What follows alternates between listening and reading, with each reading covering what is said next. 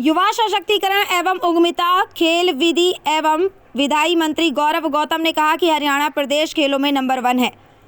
पलवल जिले को खेलों का हब बनाया जाएगा। उन्होंने कहा कि प्रदेश के मुख्यमंत्री नायब सिंह सैनी की घोषणा के अनुसार पलवल में अंतर्राष्ट्रीय स्तर का मॉडर्न स्पोर्ट्स कॉम्प्लेक्स बनाया जाएगा, जिसमें सभी प्रकार के खेल मैदान होंगे और खिलाड़ियों को आधुनिक सुविधाएं भी प्रदान की जाएंगी।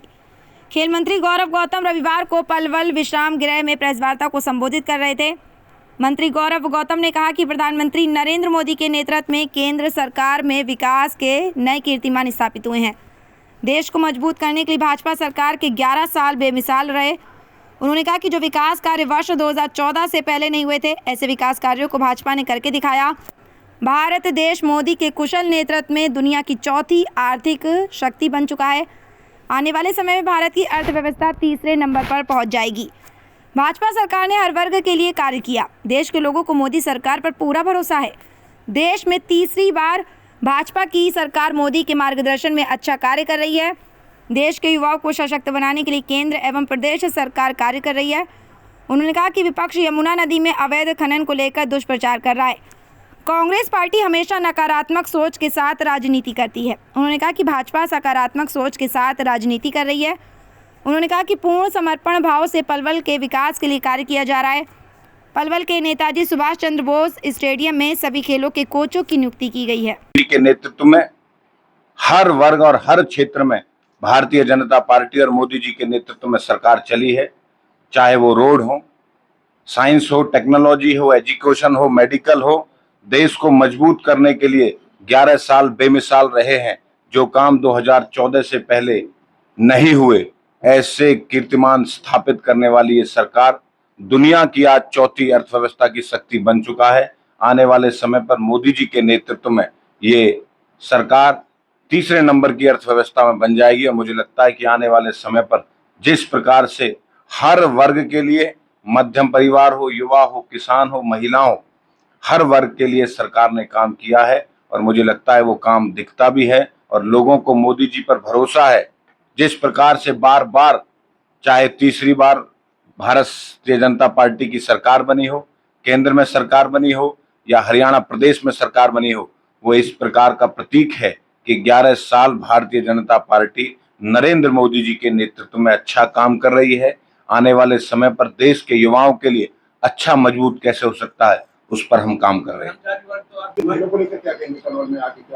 आने वाले समय पर इस भरोसे के साथ, इस सबके सहयोग से, सबकी जन भागीदारी से पलवल को खेलों का हब बनाएंगे। ये हमारा संकल्प है, हमारा प्रयास है। पलवल के इतिहास में हमने, जब से पलवल बना है, मुझे जो याद है, एक एक कोचेज, एक एक गेम का कोचेज हमने पलवल में लाए हैं। आने वाले 5 साल बाद जब इस सरकार का टेन्योर खत्म होगा तो पलवल की सुंदरता खेलों में, यहाँ के युवाओं के लिए हमारा प्रयास है कि पलवल खेलों का हब बने। उसकी तरफ हम अग्रसर हो चुके हैं। सीएम की घोषणा को लेकर करण सिंह ग्राम ने निशाना साधा कि जो घोषणा है उन्हें कम नहीं मिला। मेरे पुराने साथियों ने, वरिष्ठ नेताओं ने पहले भी जवाब दे चुके हैं और मैं मंत्री होने के नाते, सरकार का प्रतिनिधि होने के नाते पलवल की जनता जनार्दन के लिए समर्पण भाव से, अच्छे भाव से, सकारात्मक भाव से काम कर रहे हैं। नकारात्मक राजनीति को पलवल की जनता जनार्दन ने दफन कर दिया है।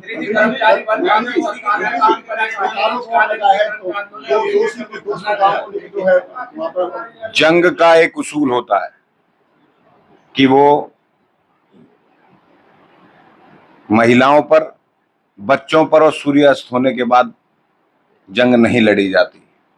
तो इसी प्रकार से कांग्रेस पार्टी कोई आरोप लगाती है, परास्त लोगों पर हम लोग इस प्रकार की राजनीति को नहीं करते। हम उनका जवाब देने में दिखते सकारात्मक राजनीति। उन कांग्रेस पार्टी सदमे में है, उभर नहीं पा रही है।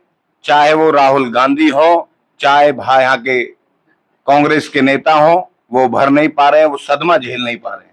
विभाग के रात कोई अवैध खनन नहीं हो रहा, सदमा झेल नहीं पा रहे हैं। अनर्गल आरोप लगाते हैं जो लोग, जिनके घर खुद